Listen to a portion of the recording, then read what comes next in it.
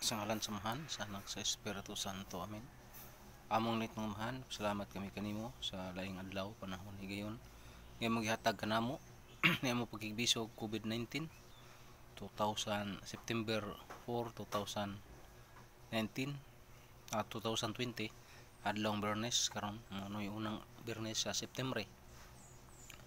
Niyata aron sa pagpasalamat, pagdaig sa Dios sa iyang kabuuton ug kaayo. Ginoo, langin ni among mga siring, among mga pagpaambit diya kanimo nga mahimo tani mapuslanon alang sa nagsunod og naminaw, labi na sa mga igsuunan nga uhaw sa imong mensahe ug pulong. Kining tanan magipangayo pinagi ni Kristo imong anak ug ban sa Espiritu Santo, Dios nga usa hangtod sa kangturan. Amen.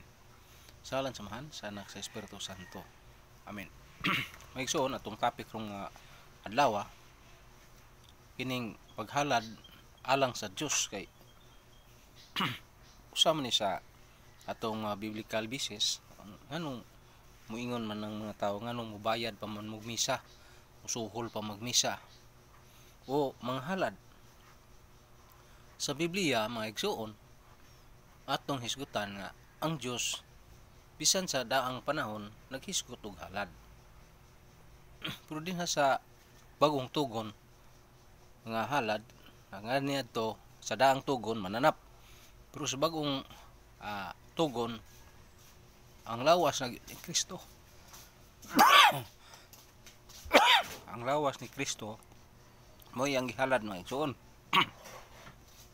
Ano man landong lanto alang sa maabot.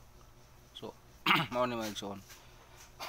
Maghisgot ta sa unang panahon ug nahunong ba ni kay mingon mas lang bayran ana barang pamisa bayran ng kahag dili man ang bayad alang sa misa kay di man na mabayaran nga pagampo.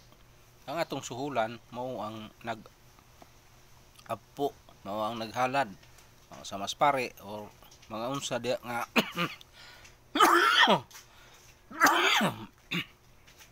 instrumento mo katayuan sa maong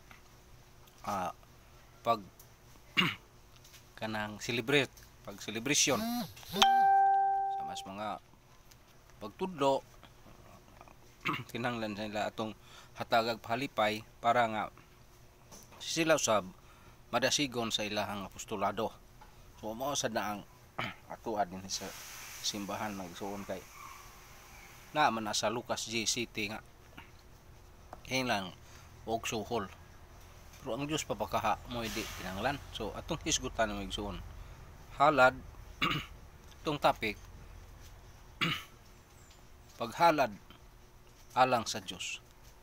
Diya sa Genesis 4:4 ang halad ni Abel gikahimutan sa Dios kay ang mga espesyal mga butang iyang gihalad sa mas mga karnero sa mga sayang mga tanom nga mga manindot iyang gihalad ngadto sa Dios ug nahimuot ang Dios niya na mga igsoon. Mao pud si Noe sa Genesis 8:20-21 naghalad si Noe sa Dios sa mga butang o sa mga tanom nga mga halad alang ngadto sa Dios mga igsoon.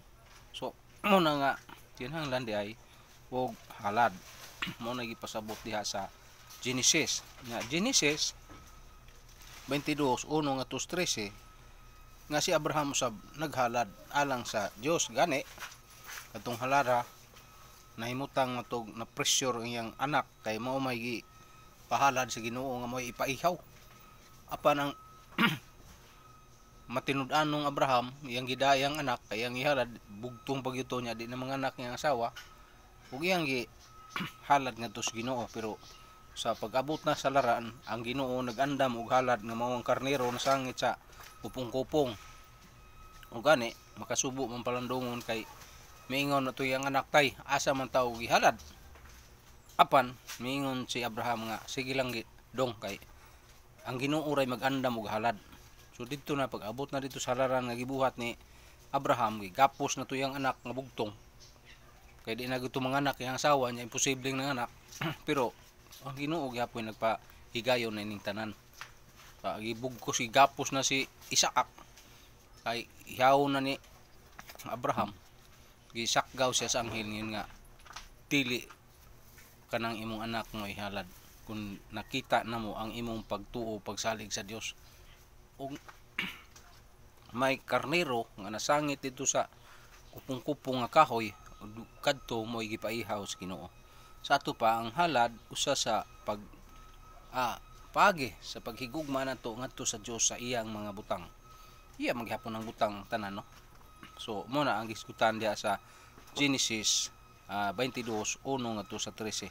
Ug tibok chapter na hisgot man sa halad ni Abraham.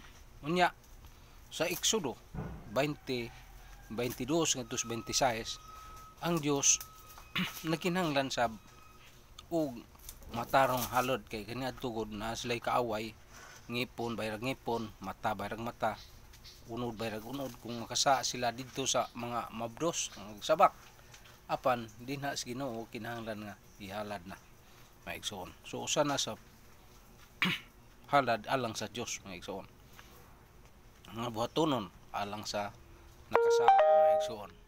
So usahay ang halad bayad sa sala nato mga igsoon. Diya sa Exodo 30 bersikulo 1 ngadto sa 10 buhatonon o sugo sa Dios nga paghimo sa halaran. So ang Ginoo nagpahimo og halaran ni Moises aron sa pag-ampo mga igsoon. Mao sa diha sa Leviticus 4:1 ngadto sa 4 pare ang mohimo og halad alang sa Dios sa Old Testament na ni mga igsoon. Nya Leviticus 27:14 ambak 23 nga pila ang gusto sa mga butang o balay baron nga naay mga panlayon ibayad mao ang kantidad pod sa naay porsyento sa kantidad sa maong ihalad ngadto sa pare mga igsoon. Nya diha sa Leviticus Malakias 3:8-10 miyang Dios nga ablihan ko ang langit kung kamo halad sa ikapulo. Sa ato pa dunay halad nga angay ug alang ni ana sa Dios. So ang Dios gyapon nagkinahanglan og sa maong halad na ikapulo man, panalanginan sa Ginoo ang iyang halad sa ikapulo. Mo na sa Malakias 3:10 nga bersikulo. Unya dihay mga pag-ampo nga wag dawata sa Ginoo pinagi ni Job. So doon na po'y kahimanan ang Diyos sa pahalad sa pag-ampo. Pananglitan diya sa Job 42:7 ngadto sa 8. Dihay taong tulo ka tawo nag-ampo si Bilidad ug si Supar. Wa man dawatas Ginoo ang ilang halad pag-ampo. Mingon man Ginoo adto kamo dangop ni Job aron si Job maghalad kaninyo sa halad nga akong dunggon ug dawaton. So mao nga si Job nagampo nya naghalad ngadto sa Dios.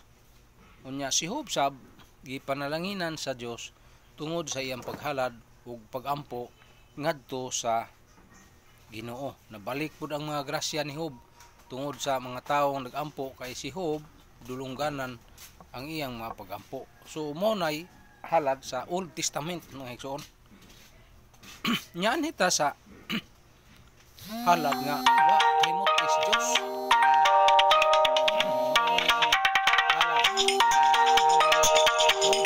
Tawag na sigirli dong. So naghalad og alang sa Ginoo mga igsoon. Nya kining halada wa dawatas Ginoo kay ang ilang gihalad wa makapahimuot sa Dios.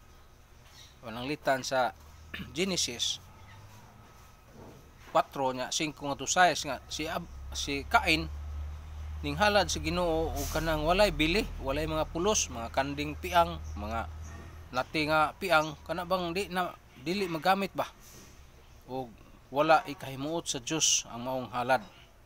Kay ang halad nila kanang murag bugal-bugal ngadto sa Ginoo maigsoon. Wala dawata sa Ginoo. Naasa na sa Leviticus 22 nga ang ilang gihalad mga piang nga baka, mga piang nga o mga daot ba o mga klase nga paghalad. Mao pud dinhi sa New Testament dira sa Lucas 18:11 nga ang halad sa pagpasigarbo wala kahimot is Ginoo mga igsoon, dili makahimot sa Dios niya nang halara kay pasigarbo man. So mo na mga igsoon. Nya dinhi sa Bagong Testamento ang halad din hingisgutan mga igsoon mo ang putli ng halad.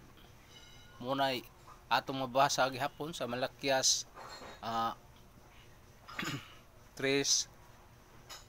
Malakias 1:11 nagikan sa pagsubang sa adlaw hantod sa pagsalop ang Dios maghimo og putli nga halad. Kay putli mang halad Dios man ang maghalad. So mo na sa katapusang panihapon gitukod ni Kristo ang duha ka sakramentos paghalad. Una ang pagkapare nga may mohalad sa pagampo ug ang Eucharistia ang iyang lawas nga mo'y ihalad ug mo'y putli nga halad mga igsoon. So Mateo 26 nga 28. Unya ang halad sa bagong tugon ang tuyo mo man ang pagsiguli niya na pananglitan diya sa Mateo 8:4 nga halad sa pagpasalamat ngadto sa Ginoo nga angay natong pasalamatan ang Dios. Mingon mas Kristo nga pag siguro nga ikaw na ayo na adtos pare ayaw og sugilon og panaba o paghalad suma sa gisugo ni Moises. So naa gihapon ang halad no sa bagong tugon.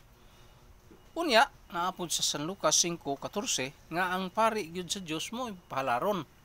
Na si Kristo kay nagtukod mga pari mao tong 12 ka apostoles ug ang mga pari ang mga apostoles nga matay man to sila. So nagbilin pud sila og mupuli kanila. So nag-orden sila og mga sumusunod nila nga mga pari. So mo na ang muhalad karon mga pari or ang iyang katauhan nga iyang gitugyanan sa mga kanghob. Di man to pare sob pero makahimo siya sa pagpango sa pagampo. Mo pud sa mga tawo nga gibalaan na sa Dios makahimo pud sila niya ni paghalad og pagampo. Nya da Lucas 21 puno ngadto sa 5 dihay halad sa usa ka biyudang babae nganong gikahimuot mas Ginoo nangutana man Ginoo sa iyang matinunan kinsa man dinhi karon ang halad nga gikahimutan sa Dios. So ang hinurot nga halad mao tong biyuda kay katong biyuda mao pud gato iyang panginabuhi nya pang gihurot niya og hatag ngadto sa halaran sa templo ug nahimuot ang Ginoo niadtong gibuhat sa maong biyuda. Ngon siya ang biyuda bililhon ang iyang halad tungod kay ang iyang gikinahanglan iyang gihalad ngadto sa Ginoo. Og mao buto niadtong panahon na sa Uno Hari 17 nya uno sobra nga katong biyuda sa Saripta nga tulo ka tuig ug tunga miadto si Elias nagpabuhi didto. Tulo ka tuig tunga hulaw pero mahibong ka nga ang babaeng biyuda mingon nga naa dihay akong harina usan lang kahakop og sa kakumkum ba og lana lutuonon ko na para sa akong anak ug kanako apan kay ikaw sulugoon mas Dios ako nang lutuon para nimo. Pero kahibulungan og milagro kayo tundako kay miabot og tulo ka tuig ang harina nigtakos niya naa lang gyapon. So ang Ginoo they preserve all things alang sa tao no. So mo na ang halad nga gikahimutan sa Dios. Nya diya sa Mateo Lucas 22 1 ngadto 22 nga si Jesus naghimo og putli nga halad. So ang iyang kaugalingon gihalad ang iyang pagtukod sa sakramento sa Eucharist mo ang iyang putli nga halad mga igsoon. So naa gihapon ni mga igsoon ang halad. So gihatag gihapon niya na nya Lucas 8:3 nga diya toy mga babae nga sawas mga hari mihalad ug mga butang alang kang Hesus sa ilang mga bahandi og salapi sa tanang butang ila pong gihalad nato mga asawa sila sa hari. Lucas 8:3 kapitulo 3 bersikulo kapitulo 8 bersikulo 3 ang mga babae nga mga asawas mga hari mihalad usab og mga bahandi ngadto ni Hesus pagtabang suporta nila. So sa ato pa ana agyapon na mga igsoon. Unya da sa buhat sa mga apostoles nga diha toy sa ka adunahan o dato nga ang ilang halin si yuta ilang isaad nga mahalin to ilang yuta ilang ibaligya kanang ilang ihatag sa mga apostoles iya tong gisaad ba. Pero pagkadiha na halin ilang gikuhaan ang halin. O si Pedro miingon nga ngano man imo mang gipatintal ka man ni Satanas nga kanang imong halin sa imong yuta kaniadto sa pamahalin imo na to. Imo pa to. Parong karong nahalin na nga imong gisaad namo nga imong ihatag na dinhi namo. Kay kuhaan man niya ina siya pero mamatay ka. Ug natumba siya si Ananias. Unya, ang iyang asawa kay minunot mang Ananias, iyang gisugatan ina Pedro nga tuay mong bana dito natumba. Sa to pa di ka yama-yamaan ning paghalad ngadto sa Ginoo. Ngano man kay kadto sila murag nagbinuang ra sila. Ang ilang gisulti wa na tumanas Ginoo ug peligro day kana. Ug unya mingon si Pedro nga tuadto imong bana naghayad patay na. Ikaw sad miuyon ka sa imong bana nga nanaad nga inyong ihatag tong halin sa inyong yuta apan inyong gikuhaan pagapil mosunod ka ug sa imong bana. Diha tumba sa ng babae. Sumo na nakasala sila sa Espiritu Santo. Dili tao ilang nasadaan nga man iyang gisaad ngadto sa Dios apan wa nilang tumana. So peligro kana maigsuon ang saad nga dili no tumanon ang iya sa kang Cesar iya kang Cesar ug ang iya sa Dios iya sa Dios. Mateo 22:21, 22. Baka na maghisgot nga mahitungod niya na. So mo na maigsuon kay ato nang masusi ug mahibaw-an niini nga maong halad. So ato tong basahon tong Mateo no kay murag arong masiguro na to nga iya bagito ka kang Cesar ug iya sa emperador dito sa templo maigsoon kay di na to basahon gud mahimo nga dili to mahimong hitabo nga gihimo sa Ginoo 22 na diya sa 22 o 21 naingon din nga si Kristo nga nangutana si Kristo kinsa man kanang naong sa kwarta nga gihalad sa buhis diya sugod sa 19 ipakita kanako ang kwarta nga ibayad sa buhis busa ipakita ang larawan sa kwarta og nangutana kinsa man kanang naong nga og ngalan nga naa dinhi tubag sila sa emperador mitubag sila busa si Jesus mayon kanila kung mao kana ihatag ngadto sa emperador ang iya sa emperador ug ang iya sa Dios ihatag ngadto nga iya sa Dios. So magsugod na 19 buhat Mateo 22 nya 22 19 ngadto sa 22 na so ihatag ang iya sa emperador ihatag sab ang iya sa emperador. So mao sa na ang halad ang iya sa Dios iya na sa Dios ug ang iya sa tao iya sa tao. So mo na ang meaning ug kahulugan niya ng atong paghalad ngadto sa Ginoo mga igsoon. Unya diya sa Hebreo 1 o 5 ngadto sa 5 ang maghalad sa maong pagampo mao gyud ang pari. So kay pari man muhalad ang pari sa iyang kaugalingon nga sala alang sa paghalad ug sa nagpahalad ug pagampo mga igsoon. Sa ato pa naa ang pari maghalad sa iyang sala ug sa sala sa mga tawo mga igsoon. Ibayad nadto mga igsoon. So ang iyang mga pagampo mga igsoon dulungganan ug kahimuan alang sa Dios mga igsoon. Nya diya sa ikaduhang Korinto 9 nya 6 ngadto sa 11 nga kadtong malipayon nga naghatag ngadto sa Dios mobalik sad nga malipayon kadtong naghatag bisan unsa ka gamay apan kinasing-kasing ikahimuot sa Dios niana mga igsoon. Nana sa 2 Korinto 9 6 ngadto sa 11. Unya Lucas 6 versikulo 8, 38 nga ang maghatag og daghan sa King James Version ibalik og daghan. Ang iyang taksanan gantangan balikon sa Ginoo, sako ang ibalik. Yun ana amtong unang hubad sa King James Version. Pero ato lang ingnon nga kung maghalag og daghan, mubalik pod daghan. May igsoon. Bulahan ang maghatag ay sa mudawat. Nanas buhat 20 versikulo 35. May igsoon. Unya, kung adto ka sa templo, kinahanglan magdaad kag halad. Nana sa Sirach 35 4 ngadto 10. Kung moadto ka sa templo, kinahanglan magdala ka og halad. So mo na nga ning adto nimo simbahan, magdala ka gimong halad di kay maglingi-lingi ra ka didto inigagi na sa sibot og sikpaw. Nganaman part na nimo sa imong pagsimba o pagampo. Mangandam kang daan, ayaw pag adto didto kung ka nangandam, tingali bisin dili dako apa na kay giandam alan diha. Nya na maigsoon. Di kay maglingi-lingi ka dinha kay imong ipalabay. Nya na nya ako niadto sa una, kolektor man ko sa Mabulok. Nakuyawan ko hinundang ko sa kong pagkakolektor kay imbes ako'y nanikpaw dito gikuot man ang sikpaw, kawat man nya sana. Para man as Ginoo maigsoon, dili na nato hilabtan ang iyas Ginoo kay iyan asa Ginoo. So ako undang ko niadto kay nahadlo ko nga makasaan ko akong dakdakan sa sikpaw maigsoon. So muna nga akong gi undangan to akong buhat maigsoon. So gi-organize na ko namo niadto panahon tong Monsignor Quintanar. Moto ang nahitabo maigsoon. Nya dinhi maigsoon mao po na ang paghalad pagampo ngadto.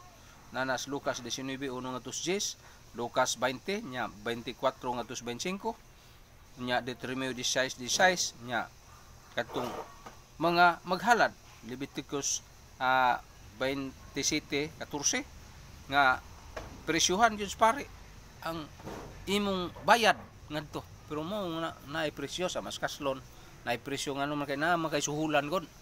Suhol sa opisina nga nagbantay din ha, suhol sa mga manglaba. Pagka daghan ng bayranan sa pare, labi na sa Mabulok nga parokya, dako ng bayranan din na, bayranan sa kurente, bayranan sa mga telepono. So mo nagkinahanglan ta og halad, nga igsoon. Nya nga pare, nagkinahanglan sad mabuhi kay dili man sila puro buko-buko lamang kun dili na ama sa tiyan. Mo nang atong suhol dili na bayad. Suhol na sa kahago. Suma sa akong iyon Lucas 10 versikulo 7 nga kinahanglan sila suhulan. Naanada sa Mateo gihapon 10. Kung naihatag dawata. So 10 man na nya 1 ngadto 10 nga apostoles giingnan nga panghatag kamong may bayad pero kung naihatag dawata. Wa man yun Ginoo nga ay balibari na oy. So mo na nga dili sala og sayop kanang paghalad sa pare o paghatag nato ngadto sa pare ngadto sa halaran sa Dios kay ang Dios mismo mo may nagbuhat niya na nasbuhat 2:44 nga sila kada adlaw atua didto sa halaran. Naghalad sila dito sa mga pagampo, dili lang kay pagampo kundi sa mga butang nila. Buhat 4 versikulo 32 nga kinahanglan maghalad sila dito alang sa tanan. So mo na mga igsoon ang atong gisgutan ang topic nato mo paghalad alang pagampo uban ang halad alang sa Dios mga igsoon. So mo na ang atong ingnon tampunga nga pagampo atong topic pagampo ug halad ngadto sa Dios. Mo na kay diya mas pagampo gag kinahanglan nato ngadto sa atong Ginoo ba. Pagampo halad ug halad alang sa Dios o alang paghalad sa Dios kay mo na ang ikahimuot sa Dios mga igsoon. So mo na mga igsoon pagampo halad sa Dios. Ano kinahanglan manghalad sa Dios kay na masay mga katawhan ang moampo di ay ang mo serbisyo di ay amo man na ang ilang suhol mo na ang atong paghalad mga igsoon. So wala ka na makasumpaki dinhi kay magunsa man ka ang imong tanambahan di naa imong kalibutan apan mapildi ka mahanaw way madani mo bisag usa ngadto sa laing panahon. So mo na kinahanglan na kay gasa ug halad alang sa templo kinahanglan nimong ihalad sa templo aron mabuhi ang nagtrabaho sa templo maigsoon. So mo na maigsoon Da sa 1 Korinto mao to gisgutan nato nagserbisyo nagalagad sa templo kinahanglan mabuhi sa templo mga igsoon. So mao na naman na sa 1 Korinto na itong basahon tingali na 1 Korinto 9 hapon nya unsay gipasabot dinhi mga igsoon na mga gihisgutan nga paghalad dito sa halaran o dinhi sa 1 Korinto 4:9-4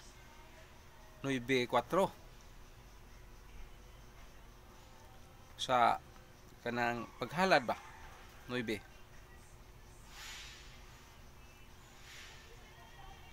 pasabot nga kung ang Dios